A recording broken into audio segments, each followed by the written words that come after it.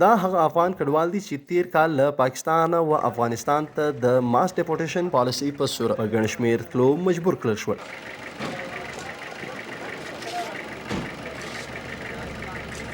هم په دې شپو کې تیر کال د ماس ډیپورټیشن پالیسي له قبله پاکستاني چارواکو له پاکستان څخه په ګڼ شمېر افغانان و بیرته افغانستان ته راستانه کړل. د یو ایس ایډ د خپرې کړي ډیټا په مطابق له تیر کال د اګست څخه د دې کال تر سپتمبر پورې له پاکستان څخه و افغانستان ته تر 1.5 لکه زیات خلک بیرته راستانه شوي. د دوی د ډیټا په مطابق له پاکستان او ایران څخه که وګورو نو تر 22 لکه زیات خلک همدا کال و افغانستان ته راستانه شوي دي. دغه کډوالو افغانانو و افغانستان ته په یو داسې وخت کې سفر کړی دی چې چیرې پر کابل دا وخت د طالب حکومت دی. دا هغه خلک ول چې و په کال 2021 کې په افغانستان کې له رژیم چینج یا د طالب له راتګ څخه و پاکستان، ایران او د دنیا و نورو هیوادونو ته سفر کړی و. په پاکستان کې د ازایلم یا د سیاسی پناه قانون وجود نه لري. هم په تیر دی کال په دغه قانون د نشتون له قبله په غټ تعداد سره افغانان بیرته افغانستان ته د مجبورۍ په صورت تګ کړی دی. پاکستانی حکومت په کال 2023 د نومبر په میاشت کې له پاکستانه اسناد نه لرونکي افغانان بیرته خپل هیواد افغانستان ته لیږل شروع کړ او په یو کال کې له پاکستانه 1,4,819 افغانان افغانستان ته په تلو مجبور کړل. د امریکي سټیټ ایجنسي یو ایس ایډ د خپرې کړي ډیټا په مطابق په تیر یو کال کې له پاکستان او ایران څخه تر 22 لکو زیات افغان کډوال افغانستان ته بیرته لیږدول شوي دي. خلک چې یو ایلیګل امیګرنټس دي، ډاکومنټ نه لري، افغان سټیټس نه لري، یو ان سټیټس نه لري، هغه لپاره یو باید کې یو پالیسی ډیسیژن ډیسایډ سي. هغه خلک چې والنټیر زی لاړ دي سي، هغه چې دلی پاتې جي ډاکومنټیشن ویسي د خلکو ډاکومنټیشن نسته.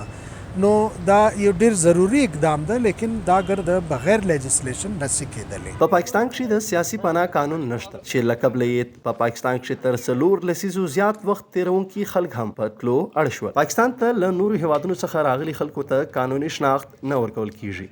پاکستان کې یوازې د 1951 قانون شته چې د پاکستان سټیزنشپ اکټ په نامه دی او بېلابېل قانوني بڼې لري. د دغه قانون په هکله قانون پوهان څه داسې وایي. پاکستان کې دا وخت سټیزنشپ اکټ لاګو ده.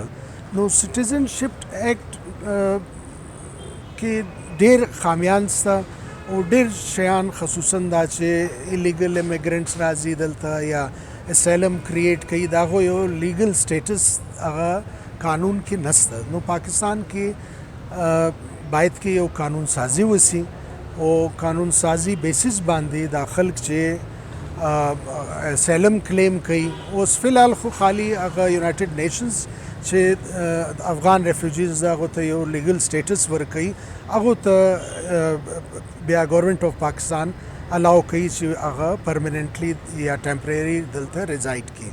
نو نور لاز نه لري دا، خصوصا امیګریشن لاز پاکستان کې د سپاوسز غستا یا څوک چې واده کوي هغه هم سټیزنشپ اکټ کې دي، لیکن لکه دا یو ماس مایګریشن وسی، یو افغانستان خلک دلته راغلي یا ان کیس نور د ریفیوجیز ډیر بنگالیان کراچي کې سته، هغه هم سټیټس نه لري او ډیر ریفیوجیز اوس دلې سته چې سټیټس نه لري. افغان ریفیوجیز یو 8 لک زما خیال پاکستان کې لیګل سټیټس لري، نور ګرد د 15 یو رفلی فیګر دی د 15 لک بالا خلک دلته سچ سټیټس نه لري. نو زما خپل دا خیال دی چې حکومت باید کې دغه باندې ریوایز کی، قانون سازی وسی.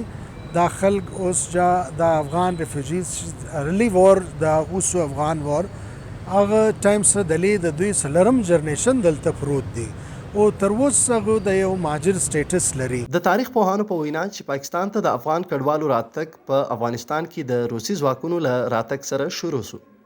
په افغانستان کې د بې آرامۍ او بې ثباتۍ له هغو ورځو تر اوسه یعنی 4 لسیزو وروسته هم افغانان په هیڅ د کډوال دي. افغانانو دلته راتلل بیا د هغو دلته 4 لسیزو څخه زیات وخت تېرول، دا یو بیل باس دی. افغانان دلته څنګه مجبور کړل سلو، په دې د عوامي نیشنل پارټۍ ډېر یو اوږد شاید د وخت کمی موږ ته هغه اجازت را نه کوي. خو زه دا نننۍ چې ازایلم په حواله په ټوله نړۍ کې یو مسلمه قوانین موجود دي. په دې ملک کې هم عوامي نیشنل پارټي چې کله هم د افغانانو متعلق د دې ریاست هغه ضرورتونه چې دوی کله د افغانانو په سر څه د دنیا نه اخیستل، نو بیا خو افغانان د دوی د سر سترګې وي او دوی ته ډېر عزیز وو. د تیر 1.5-2 کالو څخه چې د افغانانو متعلق دلته په ریاستي کچه کم اقدامات واخیستل سولو، زموږ نظر دا دی چې څنګه چې د دې ځي واکداران یا د پاکستان اشرافیه چې کومه ده، نو دا خو ډېره بدبختانه چې د دوی خپله کله بچي پیدا کیږي، نو هغه بچي بیا دوی امریکا کې هغه د هغه پیدایش اندراج کې، نو دا د هغه گرین کارډ هولډر سي یا دا د هغه باشنده وګڼل سي. خو افغانان دلته په ډېره لویه کچه نه صرف دا چې بچیان پیدا شوي دي، بلکې د هغه بچیانو اوس بچیان پیدا شوي دي. موږ بالکل د افغانستان د سالمیت، د افغانستان د خپلواکۍ عوامي نیشنل پارټي یو دریځ لري او موږ دا وایو چې کوم څه چې په نور نړۍ کې په موزبه دنیا کې د ازایلم دپاره کم شرایط منل شوي دي، په پاکستان کې هم د افغانانو هغه خلک چې هغه په ترهګرۍ کې نه دي شامل، هغه خلک چې هغه د دې ملک په سلمیت کې خدای مکه لاس لري، هغه خلک چې هغه دلته ژوند شواک کوي، هغه دلته میشته دي، هغه دلته پیدا شوي دي. نو عوامي نیشنل پارټي به بالکل په دې حواله چې د افغانانو متعلق د دې ریاست او کومې د انسانیت سلوېدلې کومې رویې دي، نه صرف دا چې موږ ستاسو په لارې د اخباراتو له لارې، بلکې موږ عملاً هم د دې خلاف سړکونو احتجاجونو هم پیل کړی وو، هم په دې باندې د عوامي نیشنل پارټي دا دریځ دی. پاکستانی چارواکي او سکیورټي متخصصین په افغانستان تور پورې کوي چې په اکثره ترهګریز فعالیتونو کې افغان شناخت لرونکي لاس لري. اس پورے حملے کی جو منصوبہ سازی تھی وہ افغانستان میں کی گئی. د پاکستان حکومت دعوه کوي چې کال 2023 کې په 26 ترهګریز پیښو کې په 14 پیښو کې افغانان داخل وو. که موږ وګورو نو د پاکستان د سکیورټي، خصوصا د سکیورټي چارواکو او د دې ریاست موقف چې دی په دې حواله باندې هغه د وخت سره چینج کیږي. که ته وګورې د نن 20 کاله مخکې چې په دې ملک کې به څه واقعه کېده، به وي دا راکوي. اوس چې څه واقعه کېږي دی وایي چې په دې کې موږ افغان نیشنل په دې کې ککړ دي، د افغان خاریان. نو لاوله خو دا خبره چې دا یو دغه درېمګړي دغه غواړي چې کوم آزادانه ذرایع دي د هغې نه کنفرمیشن. ته جرنالیسټ یې، ستا ډېر لوی نظر دی په دې شیزونو. آیا تا چې کوم غیر جانبداران سرچینې یا ذرایع تا کتلي دي، هغه د دې دعوې سونه دغه کوي، لکه توثیق کوي؟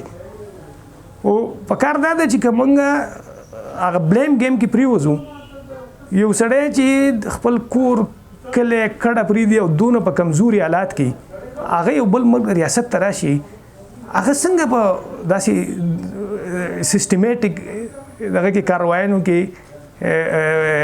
ککړ کېدی شي؟ یو طرف ته موږ وایو چې دا دغه خو ډېر کمزوري خلک دي، خپل کور کلی پرېښودی، بې سر او بې سامانۍ، هغه د داسې دغه ارتکاب څنګه کولی شي؟ د داسې سیریس دغه بیا د دهشتګردانه د دې نه مخکې زموږ دې ریاست دغه افغانان چې دي دا یې ګڼل چې دا د عالم اسلام دغه دي، دا ساتندوی دي، د هغوی چې دا مجاهدین دي او د ټول عالم اسلام د حفاظت لپاره راغلي دي، هم هغه افغانان دي، د هغو بچي دي. دا کومه خبره چې کیږي دا د هغې خلکو خبره کیږي، د هغو د بشري حقوقو د حفاظت خبره کیږي، هغو ته دغه سټیټس ورکولو خبره کیږي چې هغه راغلي دي. دوی خو پکې هغه خلک هم د بارډر نه په زور باندې وشړلو، اخواته 2 کاله مخکې چې دوی کله شروع وکړه چې د هغو په دې ملک پیدا شو، په دې ملک لوی شو، د هغو مور د هغو پلارانو ته دوی د مجاهدینو سټیټس ورکړو چې دا د عالم اسلام محافظین دي. نو زما خیال دا دی چې مونږ بځای د دې چې خپل په بلیم گیم کې مونږ ځان ککړ کړو، پکار ده چې موږ په خپلو پالیسیانو باندې غور وکړو، خصوصا زموږ چې کوم د سکیورټي پالیسیز دي، زموږ چې کوم فارن پالیسیز خارجه پالیسیانې دي، موږ په هغې باندې غور وکړو. د نړیوال بشري حقوقو تنظیمونو د پاکستان په ګڼ شمېر د خلکو ایستلو پالیسۍ په سختو ټکو غندلې او له پاکستان څخه د افغان کډوالو په یو داسې وخت کښې اخراجونه د بشري حقوقو سرغړونه بللې وه.